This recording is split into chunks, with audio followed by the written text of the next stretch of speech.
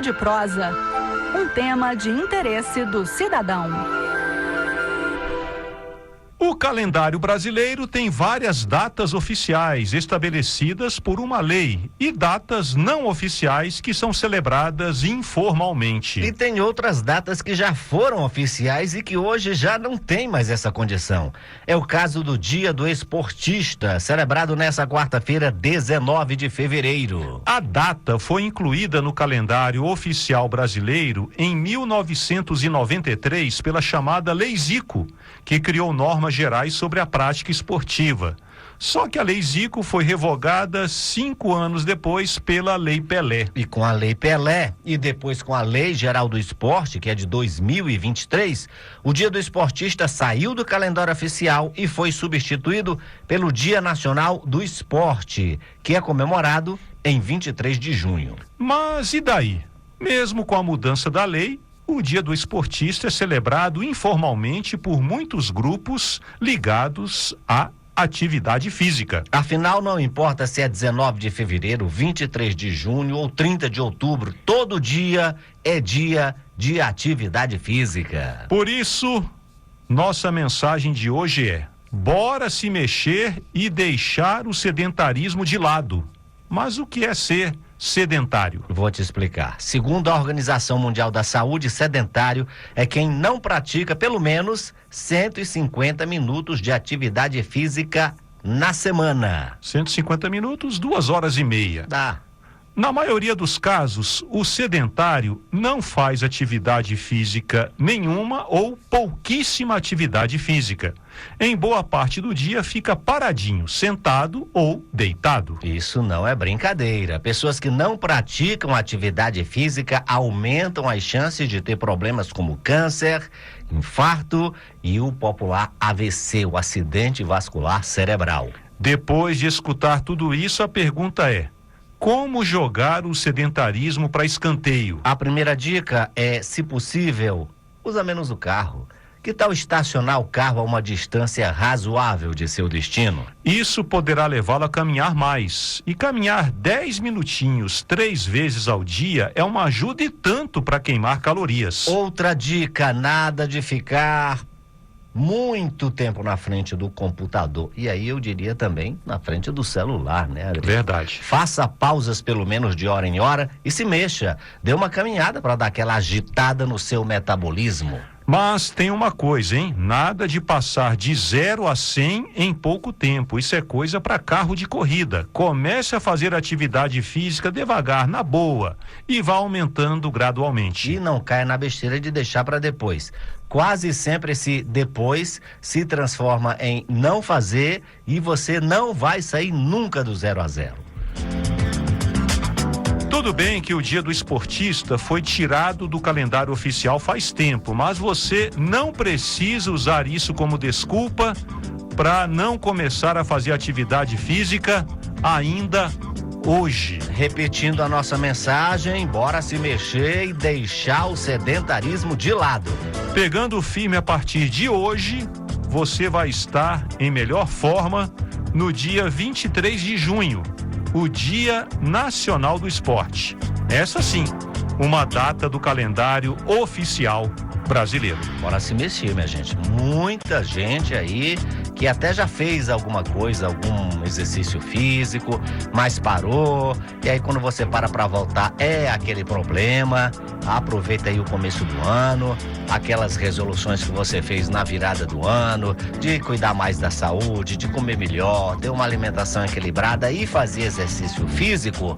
Começa a ticar isso da sua lista. Não precisa, como o Adriano falou, já começar, sabe? Treinar para maratona. Treinar para maratona. Não, começa devagar e depois, né? Como diz a trend do Instagram, a gente começa e depois melhora, né? Primeiro a gente começa, depois a gente melhora. É isso aí, é uma boa ter esse tipo de pensamento. Então, ó, vamos deixar o sedentarismo de lado e praticar atividade física.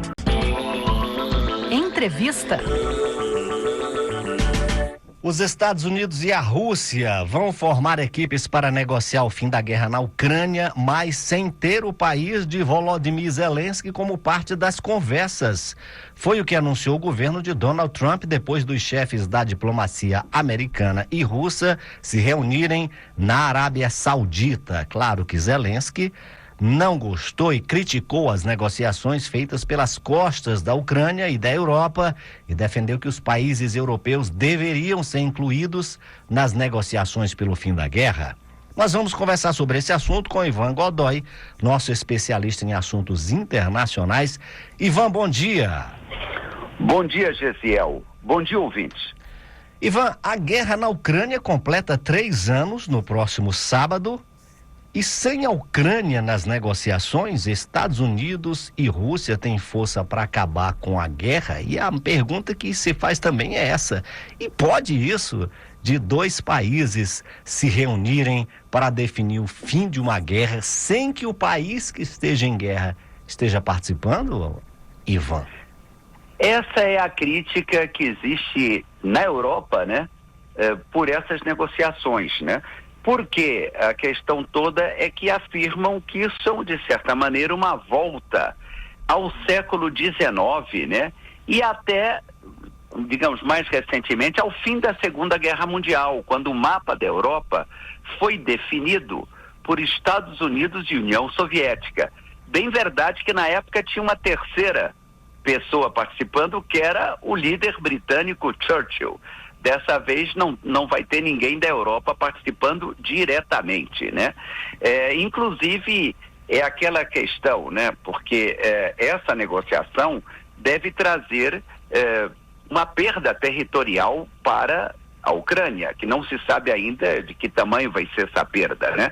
E essa é a crítica que se faz, né? Que os interessados, os que vão perder território possivelmente, que são os ucranianos, não vão estar presentes. Inclusive até o jornal, se não me engano, o jornal The Guardian, britânico, né? Ele até colocou uma frase de um experiente diplomata europeu que disse: se você não está na mesa, você vai estar com certeza no cardápio. A frase é essa, né? Até uma frase que, no sentido de que vai haver uma divisão aí, né? Vai haver um novo mapa, digamos, que vai ser criado por 2 potências. Agora, qual é a questão? É bem verdade que os Estados Unidos já afirmam que haverá consultas à Ucrânia e consultas aos europeus, embora eles não estejam sentados na mesa, que eles serão frequentemente consultados para saber se estão de acordo, né? Mas existe toda essa dúvida. Na verdade, a administração Trump está causando um verdadeiro terremoto mundial, né? E não apenas, né, nessa questão da Ucrânia, mas na questão, por exemplo, do comércio mundial, na questão quando ele fala de se apoderar, né, da Groenlândia, né, de retomar o canal do Panamá. Quer dizer, ele realmente, ninguém pode dizer que haja tédio, né, no mundo depois da vitória do Trump e da posse do Trump. Então, a grande questão não é apenas a ausência da Ucrânia.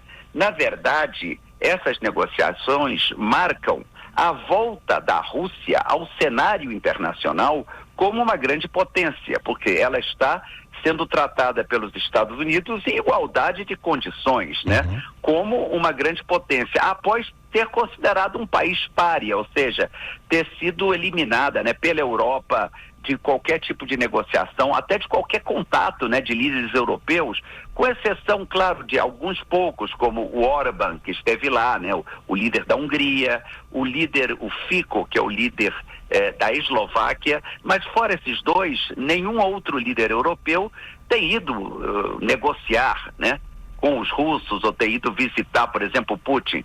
E, na verdade, então, o primeiro efeito de tudo isso é a volta da Rússia ao cenário internacional como uma potência, e uma potência com a qual se tem que negociar, né? Então, nesse sentido, já foi uma vitória para o governo do Putin. Um ponto para o Putin, no caso, né? Um ponto para o Putin. Agora, não quer dizer que isso esteja ainda resolvendo a guerra da Ucrânia. Observa que até como é que se diz? O secretário de Estado norte-americano, né, Rubio, ele declarou que isso é apenas o início das negociações, né? Mas um outro ponto importante, já discutiram, os dois chegaram a acordo, que vão avançar para uma normalização das relações entre Estados Unidos e União Soviética. Desculpe, olha que eu falei lembrando a União Soviética, entre Estados Unidos e Rússia, né? Uma normalização após uma ruptura quase total de contatos, né? Então, eles vão de novo recompor as embaixadas, né? Que houve expulsões mútuas, né?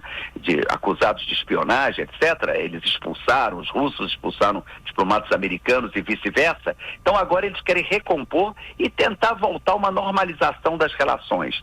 Então, isso tudo é negativo, digamos, para a Ucrânia e para a Europa.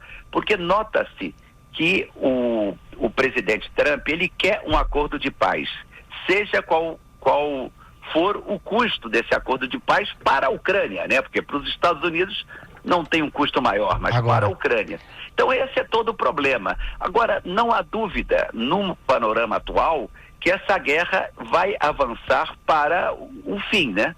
Para um cessar-fogo, não se sabe em quais condições. Agora, a Ucrânia Ivan espera Godoy, que seja em boas condições para os ucranianos. Agora, fala-se em anexação de territórios. Caso Vladimir Putin consiga anexar definitivamente aí os territórios tomados da Ucrânia, como é que isso pode desestabilizar o mapa mundial? Porque o presidente Trump, desde que assumiu, vem mudando praticamente a geopolítica mundial. Fala em anexar a Groenlândia, a questão do Golfo do México, do Panamá e agora com essa questão também da Ucrânia. Como isso pode desestabilizar o mapa mundial com tantas ideias do Trump nesse começo de presidência? Bom, em primeiro lugar, nota-se no caso do presidente Trump que ele considera que o válido em todas essas questões é o país ser um país poderoso, né? Que um país poderoso tem um pouco de direito de mudar o mapa mundial se considerar conveniente, né?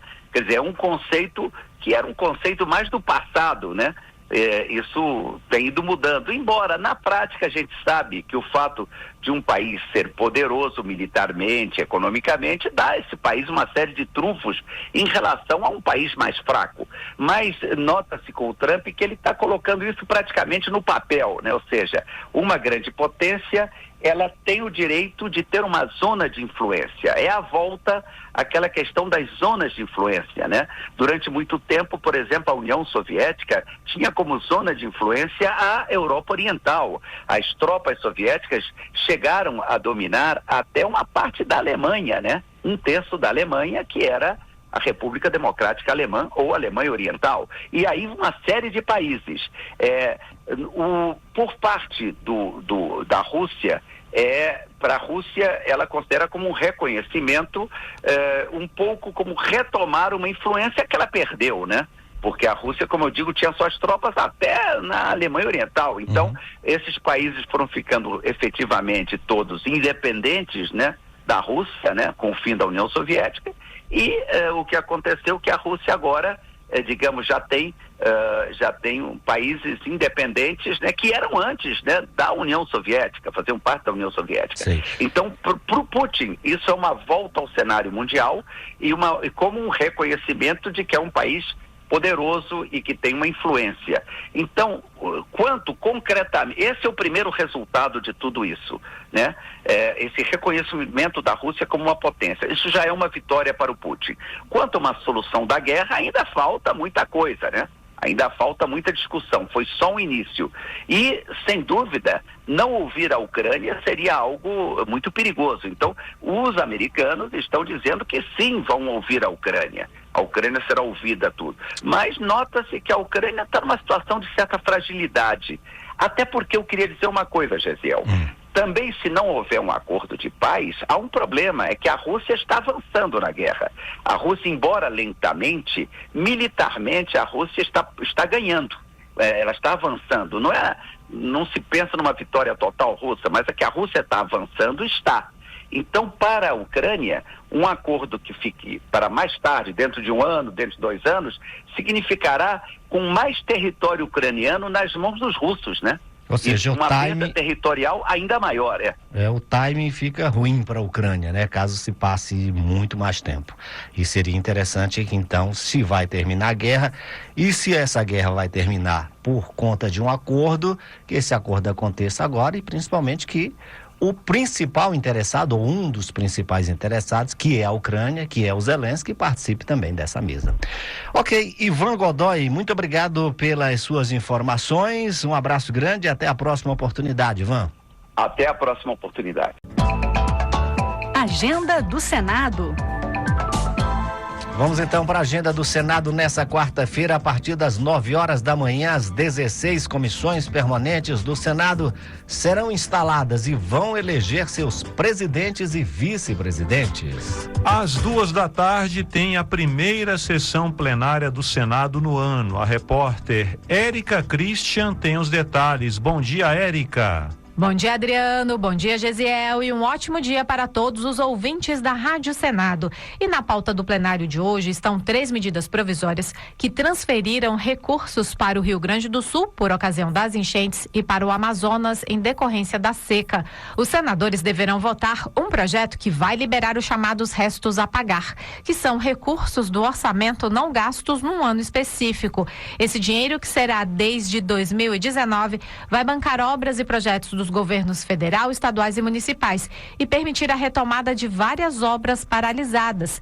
Ainda na pauta está um acordo internacional do Brasil com a Itália. A sessão do plenário está prevista para começar às 2h da tarde com os discursos e às 4h com as votações. E tudo será transmitido ao vivo pela Rádio Senado, TV Senado e pelo canal da TV Senado no YouTube. A todos os nossos ouvintes eu desejo uma excelente quarta-feira. Adriano, Gesiel. Muito obrigado, Érica Christian. E para acompanhar as atividades legislativas do Senado, você já sabe, acesse senado.leg.br/atividade, youtube.com/TV Senado, Rádio Senado, Senado Digital no aplicativo. Só o que tem são ferramentas para você acompanhar a atividade legislativa aqui da casa. Sinal Verde. Caminho livre para a mobilidade. Olá, eu sou o Bruno Lourenço e este é o Sinal Verde, o espaço de mobilidade da Rádio Senado. Já ouviram falar em combustível do futuro? Não? Mas deveriam, afinal, nesse caso, o futuro já chegou. A Lei 14.993, que regulamenta e cria programas de incentivo à produção e ao uso de combustíveis sustentáveis, como o diesel verde e o biometano, foi sancionada no ano passado. Esses combustíveis sustentáveis também são conhecidos como combustíveis do futuro. Vamos destrinchar quais são esses combustíveis e como afetam a mobilidade, que é o interesse do nosso Sinal Verde. Biodiesel.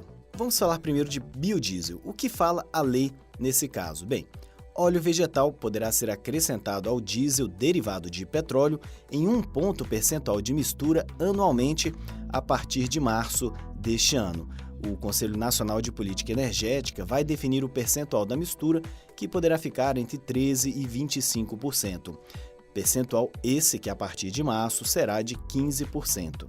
A adição voluntária de biodiesel em percentual superior ao fixado será permitida, entretanto, para transporte público, transporte ferroviário, navegação interior e marítima, frotas cativas, equipamentos e veículos usados em extração mineral e geração de energia elétrica, além de tratores e maquinários usados na agricultura. Mas a alteração deverá ser informada à Agência Nacional do Petróleo, Gás Natural e Biocombustíveis. E o dióxido de carbono? Outra novidade trazida pela lei é que a ANP vai regular e fiscalizar os combustíveis sintéticos que podem substituir parcial ou totalmente combustíveis de origem fóssil. O texto também incumbe a ANP de regular a atividade da indústria de estocagem geológica de dióxido de carbono, o CO2, e autoriza a Petrobras a atuar nas atividades relacionadas à movimentação e estocagem de CO2. Diesel verde. Bem, o diesel verde costuma ser confundido com o biodiesel.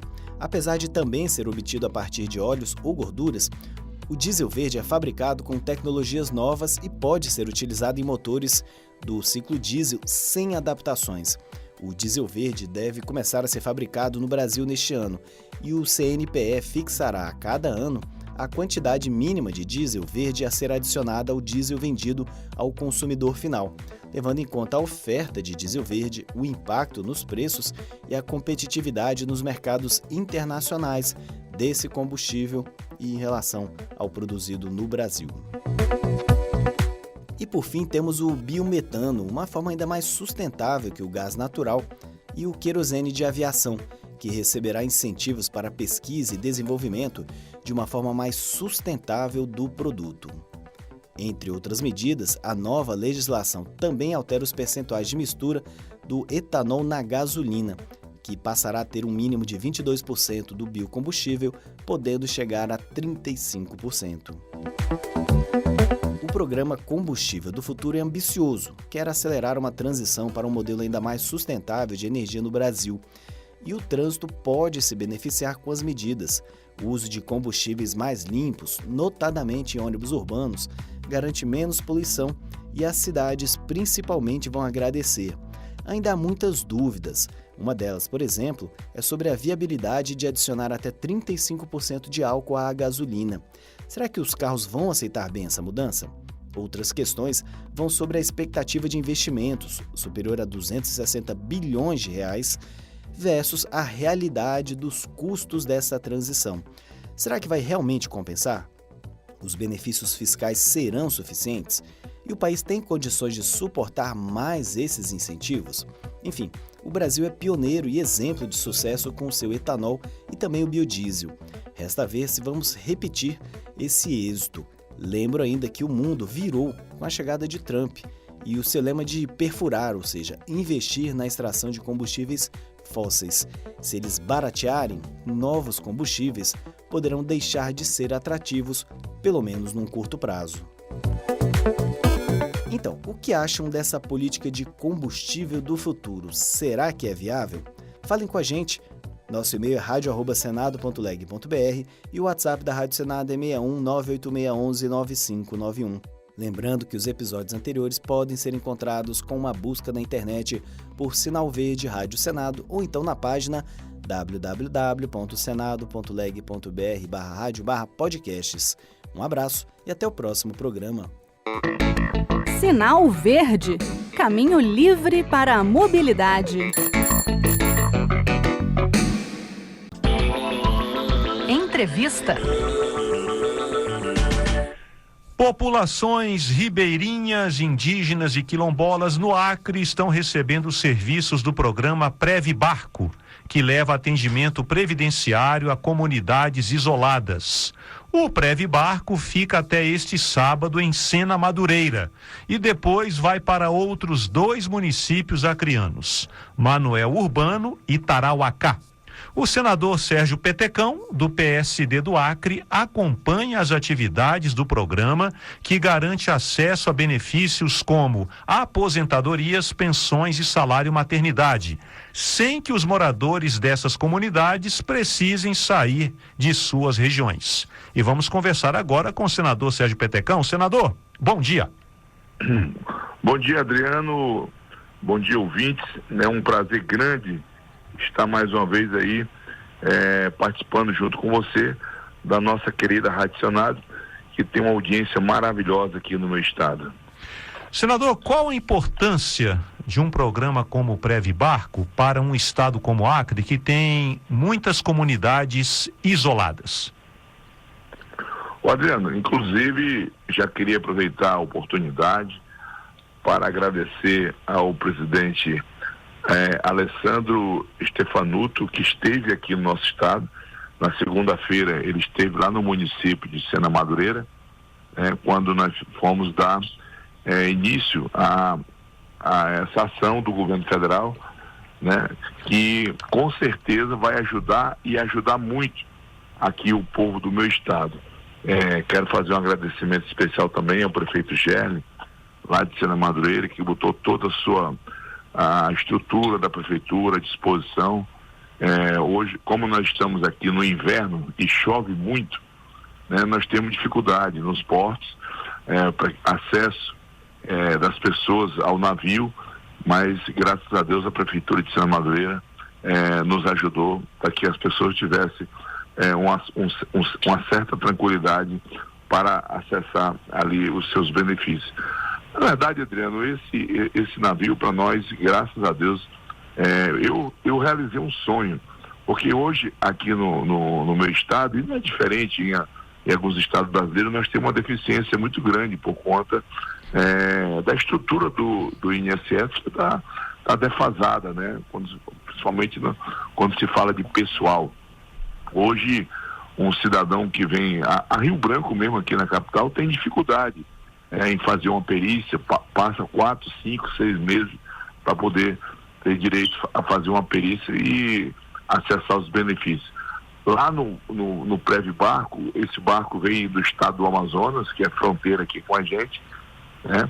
E eles usam esse instrumento lá na região, porque eles têm muito mais rios do que nós aqui no Acre, mas o cidadão, quando entra ali no barco, ele tem acesso a todos os serviços do INSS, e se ele tiver apto a receber o benefício, ele já sai dali com o benefício no bolso. Então, uma ação maravilhosa, para mim é muito gratificante ver assim as pessoas felizes, né? E até agradecendo a gente pela essa oportunidade, né? Que isso também não é nenhum favor, isso é nossa obrigação, criar as condições para que as pessoas possam ter acesso aos seus direitos. Ok.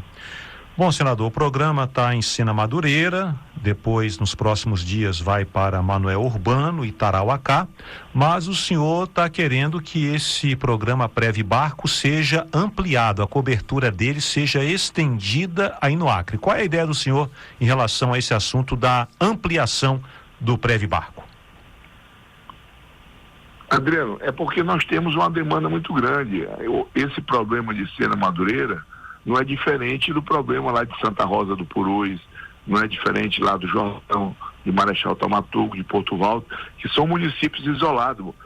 Muito pelo contrário, a situação dos municípios isolados ainda é pior, né? É pior, porque eu vou me referir a Santa Rosa do Purus, você não tem acesso de estrada, ou você vai de avião, ou você vai de barco, gasta 10, 15 dias.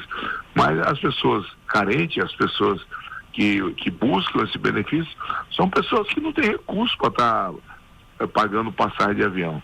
Então nós já entramos com requerimento, e o presidente Stefanuto, graças a Deus que ele esteve presente, para ele ver a necessidade das pessoas, para que ele pudesse presenciar a felicidade das pessoas, né?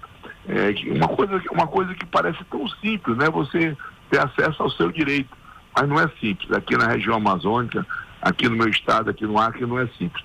É muito difícil para que as pessoas possam acessar os serviços do INSS. E nós entramos com requerimento, e se Deus quiser, ano que vem, nós vamos estar atendendo o município de Santa Rosa e a região do Juruá, que é Cruzeiro do Sul, Porto Valdo e Marechal Thaumaturgo. Esse é um sonho meu, e se Deus quiser, nós vamos realizar. Senador Sérgio Petecão, muito obrigado aqui pela entrevista, ter atendido ao nosso convite. Bom dia para o senhor. Bom dia, Adriano. Eu quero agradecer mais uma vez essa oportunidade que você me dá. E olha, essas pessoas que estão ouvindo, que estão nos seringais, que estão aí nos ramais, né, que estão ouvindo agora o programa, como você tem uma audiência maravilhosa, eu quero aproveitar a oportunidade que se dirija, né, ao barco lá em Sena Madureira, o pessoal da região de Sena Madureira, o pessoal da região de Tarauacá. O barco já está também atendendo em Tarauacá. Agora, em Manoel Urbano, só daqui mais uma semaninha ele vai estar em Manoel Urbano. Então, você que está ligado aí no rádio, fica atento. Você que não foi ainda buscar seu benefício, vá lá, leve sua documentação e tomara que dê tudo certo. Do mais, agradecer de coração aí a minha querida Rádio Senado, que presta um serviço social muito grande aqui na nossa região. Obrigado, viu, Adriano? Muito obrigado.